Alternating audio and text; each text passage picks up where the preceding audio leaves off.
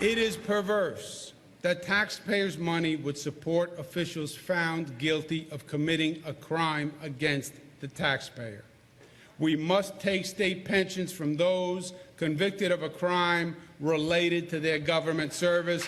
Anything else shows disrespect for the rule of law and for the taxpayer. Governor Andrew Cuomo at today's State of the State address calling out the idea that public officials like Dean Skelos and Sheldon Silver will be paid pensions by the state after being found guilty of a crime. Tonight we have team coverage of the State of the State, including a look at the nuts and bolts of the address itself, an analysis of Cuomo's call for better ethics and morality in state government, and reactions from other lawmakers. And to help break these elements down, we're going to send it to Greg Floyd, who was there at the Empire State Plaza for the speech. He joins us now to tell us a little bit about what's in it and what the reaction's been. Greg? Hi, Liz. We're going to talk a lot more about ethics in just a minute. First, some of the numbers from the budget. $145 billion budget. There's a $300 million tax cut for small business. There's a $15 minimum wage hike. That got a lot of applause today when the governor mentioned that. $20 billion for upstate economic development. $100 billion for economic development across the state. Big questions about how to pay for all that. 12 weeks of paid family leave, a throughway toll hike freeze, no hike for at least 4 years. Those are some of the numbers that were talked about when it comes to the economy. But there was much more than that today. There was also education, an increase, but not as much as education advocates wanted. And there were things like, how to help the poor, how to undergo poverty initiatives, and also public safety. Kimberly Howard takes a look at that, poverty and public safety. She's standing by live right now outside the state capitol with that part of the story. Hi, Kimberly. Hi, Greg. Yeah, poverty and public safety, definitely huge topics. Public safety in particular tonight, and not just because of recent terrorist attacks.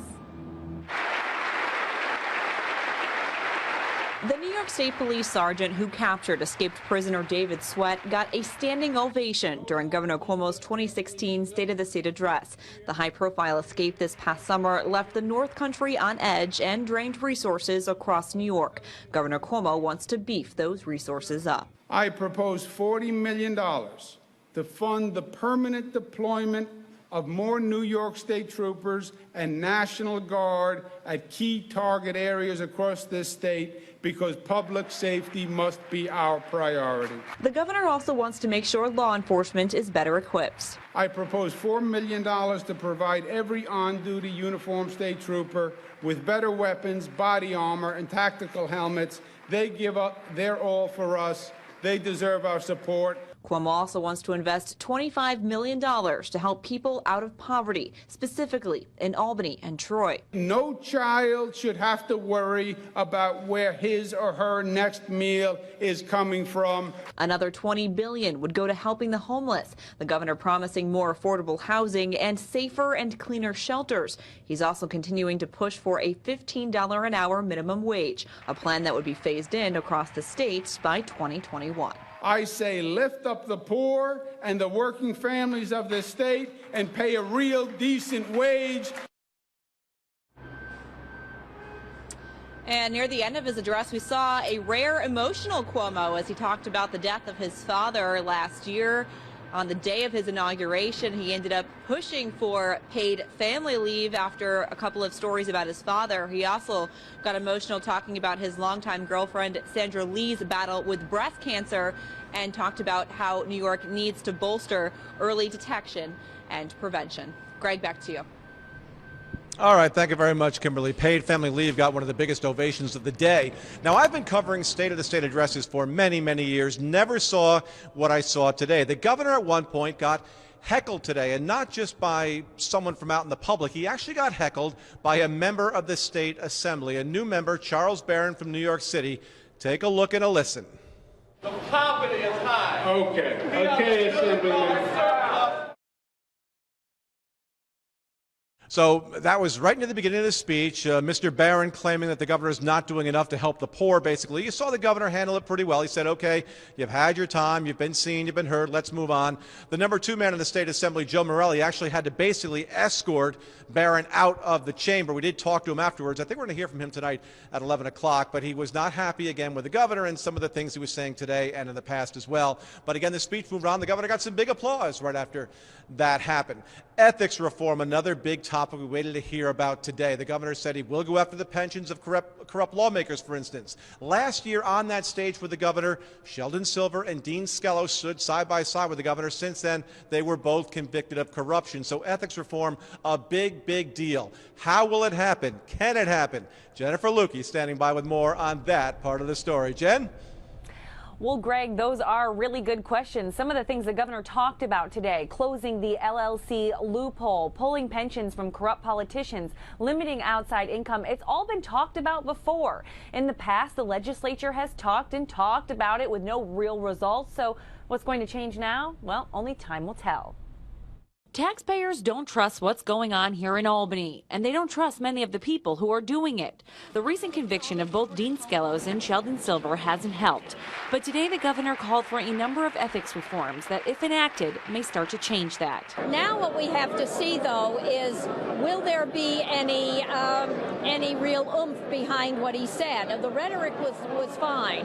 But is he going to use his bully pulpit to go out and really make sure, or his political capital, to make sure that the legislature really follows through? Starting with The big thing that we've heard from a lot of our viewers is pensions. They get very angry when people convicted of a crime of ripping off taxpayers then walk away with a pension. Yes, and of course that will take a constitutional amendment. But before it can be put in front of voters, the legislature needs to agree. Last year, they failed to do so. What is the problem in getting that bill to the voters of New York to get that amendment that's needed? Right now, there's a conflict between the Assembly and the Senate and the governor's version. This year, I am confident we will come to some common accord. The governor also wants to limit lawmakers' outside income. For local Assemblyman John McDonald, who owns a pharmacy in Cohoes, well, that's a tough pill to swallow. Regardless if there's a ban, if there's a limit, or if there's continue to be income, what I didn't hear today is there going to be some transparent process to really ensure that public officials, whether with income or without, are not betraying the public trust. So we will see how far these proposals get when the legislature gets started on its work. As you heard, pulling pensions from those convicted of abusing their positions within the government would take a constitutional amendment, and that would need to be voted on by all of us, the taxpayers. So even if it does happen, it's still a long ways off. Greg. And it's a big issue, Jen. So many people talking about that. They want those corrupt lawmakers to forfeit their pensions. There was a deal last year, but it fell through. Now, today I went to the top 2 people in the Assembly, the Democratic leader and the Republican leader, and asked them about ethics reform point blank. Here's what they had to say.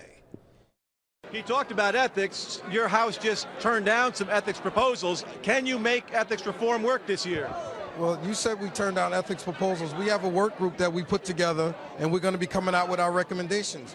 Those are recommendations from the minority, and I continue to, to remind people, this is a political society that the majority rules. On the campaign financing reform, if it involves taxpayer dollars for public financing, that's unacceptable. Taxpayers don't want to pay for political campaigns. In terms of outside income limits, I proposed a bill that does exactly what the governor's talking about. So there are things I support, and then there are other things that really may not work based on the details of his proposal. So you heard the Assembly Speaker Carl Hastie tell me the majority rules. The only problem is there's a different majority in the Assembly and the Senate. Democrats in the Assembly, Republicans in the Senate. Can they get together? Can these things happen?